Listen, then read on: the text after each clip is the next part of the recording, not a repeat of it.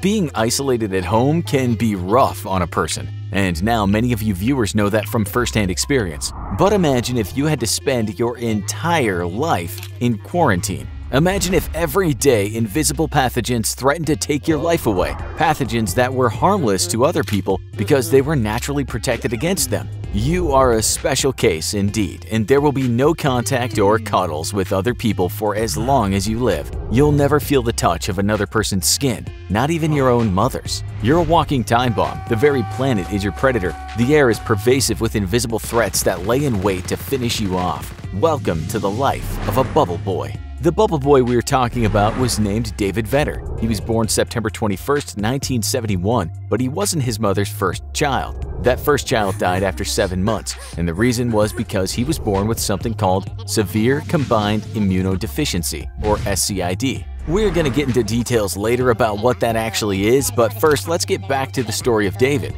After those parents lost their first child to this very rare disease, they were told that if they should have another child, there was a good chance it could also be born with SCID. The couple already had a healthy girl, and so they thought they'd go ahead and try to have another baby. As soon as baby David came out of his mother, he entered the world of isolation. He was under attack from the moment he was delivered, and so had to be confined inside a specially made cocoon bed that had been sterilized. This was now David's world, although in the years to come, that cocoon would get larger, of course. If David had not been cocooned, within months his body would have become infected by various diseases, and those would overwhelm and kill him. The outcome wasn't good for SCID kids. But David didn't give up the ghost easily. He grew up and was able to walk and talk, but his entire life would be inside a chamber. He was never hugged like all children should be. He didn't get to go out and play or go to school, so you might just be wondering how he survived when he could have no contact with the outside world. How did the poor guy even eat? Okay, so first a 101 on what David had and why he had to literally live in a bubble. Severe combined immunodeficiency. What's that? It doesn't sound too good. As you can probably guess, it means that a person is born with virtually no immunity to anything. You see, you guys watching the show might not know that inside of you there is a battle going on. You have soldiers on your side fighting for you all the time, night and day, 24/7, until the day you bite the dust. This immune defense system of yours is your heavenly protector, your biological knight in shining armor, because when it detects foreign agents, let's call them enemies, it defends you against them.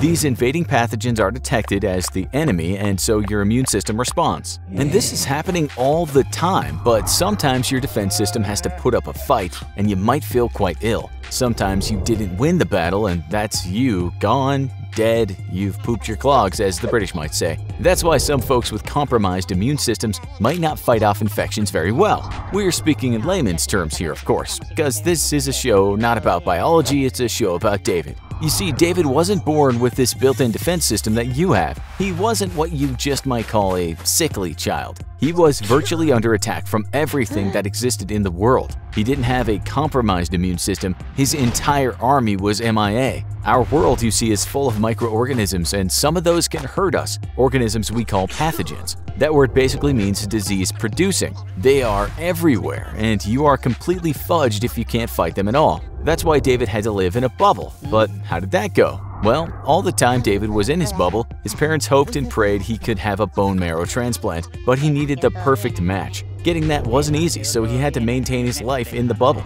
His sister was his great hope at first, since it was thought her bone marrow would be the right fit, but unfortunately it wasn't. You see, if a transplant is successful, the body will produce white blood cells, and then the immune system will kick in. So David just had to wait. Meanwhile, this is how life in the bubble was. He needed to eat and drink, of course, but anything sent into that bubble had to be sterilized. You might ask, how do you sterilize a cheese and ham sandwich? Well, there were holes in the bubble, so as a kid, nurses could wear gloves and spoon-feed him. He ate only food from jars and cans, and that food had to be sterilized. Everything that went in the chamber had to be sterilized. There were no sandwiches, unfortunately. The process of sterilization didn't just involve wiping stuff down with alcohol or detergent. but putting all the items in a special chamber, then pumping that chamber with ethylene oxide gas at a high temperature. The item would then be aerated for 1 to 7 days, and then it could be put into David's bubble. So he had food, he had toys, he had TVs and books, you name it, but all those things had to go through this sterilization process. And the guy had to breathe, of course, so air was pumped into the bubble. The problem with that was the generator was really noisy,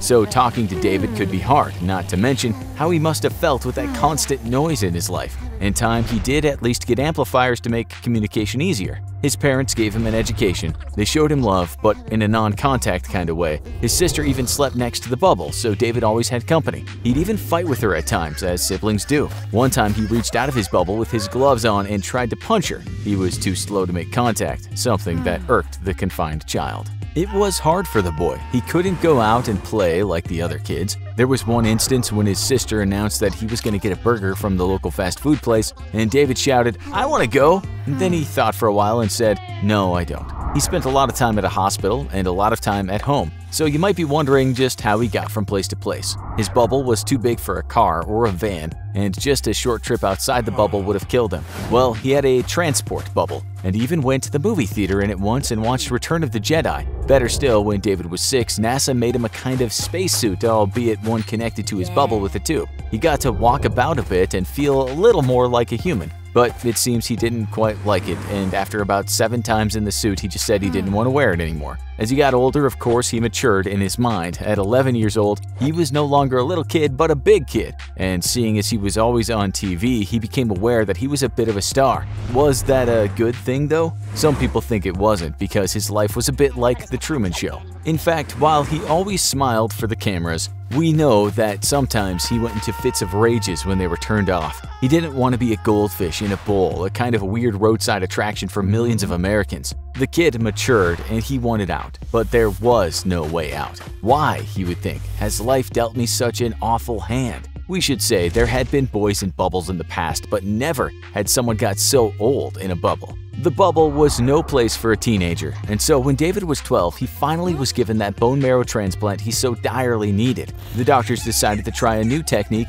and give him a bone marrow transplant that wasn't a perfect match. His beloved sister was the donor, and in October it happened. For 4 months, David seemed okay, although still in his bubble. Things quickly went wrong, though, because his sister had passed a virus onto him, the Epstein-Barr virus. Most of you have this virus in you, but it lies dormant. At the time, the doctor couldn't screen her for the virus. It attacked David and he couldn't fight it. Infections overwhelmed his body, and he ended up falling very ill from a cancer of the lymphatic system. He spent 2 weeks in the hospital and finally freed from his bubble, experiencing the real world, touching the skin of his family, able to breathe real air, to finally live without the hum of a machine in the background. He actually asked for a Coke, something that couldn't be sterilized for his bubble life, but the doctors refused him on the grounds that it wouldn't help his condition. But he kissed his mother for the first time in his life. She would sit down beside him and comb his hair, an experience that was both sad and wonderful. He was out of his prison, but fading fast. He was truly alive at least, but not long for this world. The slings and arrows of outrageous fortune had finally done him in. On February 22, 1984, he was still conscious, but he knew his time was coming. He made jokes that morning, but as if an angel had whispered in his ear, he winked at his doctor, closed his eyes, and slipped into unconsciousness. If you believe this kind of thing, his bubble is now the infinite majesty of the universe. He's no longer confined, but immortal, and forever loved by those whose feelings he touched. This writer doesn't mind admitting it, but he's feeling a bit choked up right now. Disease can be fascinating if a terrible subject. So check out What is Locked-In Syndrome? Worst thing that can happen to you. And if that's too much for you right now, try this one instead.